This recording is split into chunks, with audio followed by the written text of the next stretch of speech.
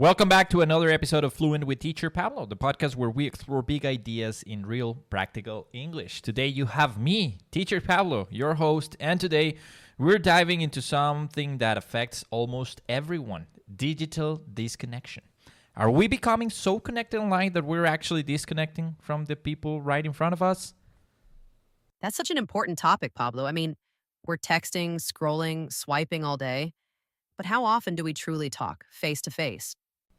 Exactly. So let's explore this from a few angles. Personal relationships, workplace communication, and even how this impacts our mental health. Plus, we will give you lots of useful vocabulary and expressions along the way. So if you're an English learner looking to expand your fluency and reflect on a modern challenge, this one's for you.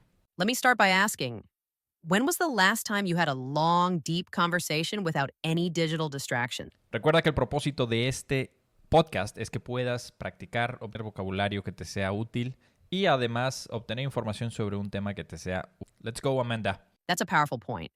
Even though we're always connected, we can still feel isolated. For example, at family gatherings, it's common to see people checking their phones instead of listening or engaging. That's a tough one, and I think that's part of the problem. We live in an age where silence feels uncomfortable and eye contact is almost rare. One might argue that although we communicate more often, the quality of our interactions has significantly decreased. Now, let's talk about how this shows up in the workplace. In spite of having countless tools for communication, Slack, email, Teams, people still complain about miscommunication. Right, and that brings us to an important phrase, being present. It means fully engaging in the moment, something we are slowly forgetting how to do. I've read that companies are now trying to bring back more face-to-face collaboration because team dynamics suffer otherwise. People misinterpret tone in emails or over-rely on emojis to express emotions.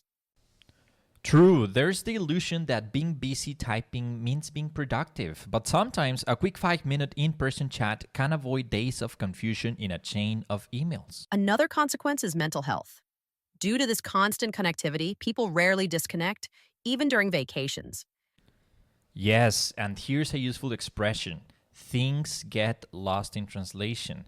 That's not just about language. It also means that the meaning or intention behind a message can easily be misunderstood, especially when you're not communicating face-to-face. And ironically, people feel lonelier than ever, despite the fact that we're more connected than any generation before. Absolutely. There's even a term for it, digital burnout. And if you remember last episode, we talked about burnout. And in this case, it's also connected and related to this topic. It refers to the fatigue caused by nonstop notifications, multitasking, and the pressure to always be available. Let's share a few practical suggestions with our listeners. One solution is simple but powerful. Schedule offline time. Turn your phone off during dinner. Go for a walk without headphones. Talk to someone. Small changes make a big difference. I love that. And here's a challenge. Next time you're waiting at a coffee shop or in line, instead of checking your phone, observe your surroundings or even say hello to someone. Si te está gustando el contenido de este podcast, te agradecería mucho que me dejes un comentario con cuál sería el siguiente tema que te gustaría ver dentro de estas conversaciones. Que te suscribas, me dejes tu like y lo compartas con quien creas que le pueda servir para poder traerte más contenido como este. Sure. First, try to use your phone as if it were a tool, not a companion. That means being intentional. Second, make time for deep conversations. Ask open-ended questions. Listen actively. Here's something I've noticed.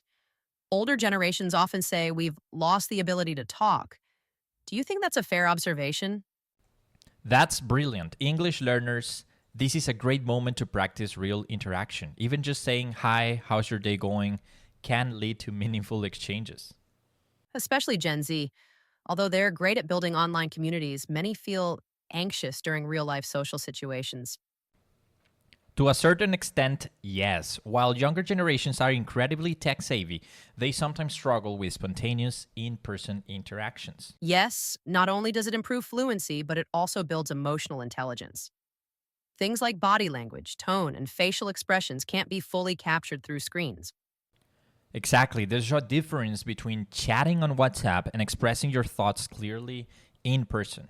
And for English learners, that's crucial. Your speaking confidence depends on live interaction. Yes, it's that feeling of stress every time your phone buzzes. even if it's just a meme or a spam email.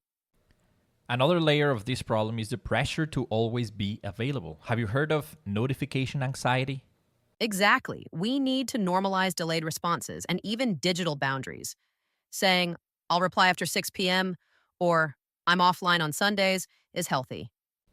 Right. People feel guilty if they don't respond immediately. But there's this situation. Just because someone sends a message instantly doesn't mean you have to answer right away. Let's flip the script a bit. What can we do to reconnect in small but meaningful ways? That's a great expression to teach our listeners. Set boundaries. In Spanish, significa poner límites. And it's super important both for personal and professional well-being. Yes, saying, how's your day going? Or that's a cool bag can brighten someone's day. Plus, it's great English practice for learners. Great question. I think we underestimate the value of micro interactions. A smile, a thank you, a short chat with a barista. These build a sense of community. And don't forget active listening. Phrases like, oh, really? Tell me more. That makes sense. What happened next? Are simple yet powerful tools for better interaction. Definitely. These are low-risk, everyday opportunities to speak up. You don't need a full speech, just a phrase, a question, or a comment even to start. Well, it all starts with intention. Choosing to be more present. Choosing to speak face-to-face when possible. Choosing quality over quantity in our conversations. So where do we go from here? Exactly. And remember, the more you speak, the more natural it becomes. Language, after all, is a social skill, not just a school subject. That's true. And for English listeners, I would say don't hide behind text. Push yourself to speak, even if it's imperfect. Mistakes are part of growth. We hope this episode sparked some reflection. Even if you love your tech, don't forget the power of presence.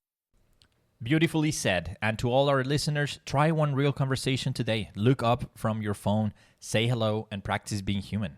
That's where fluency truly begins. We'll leave you with this quote. The most important things in life are not things, they're people. See you in the next episode. And if you're learning English, don't just study it.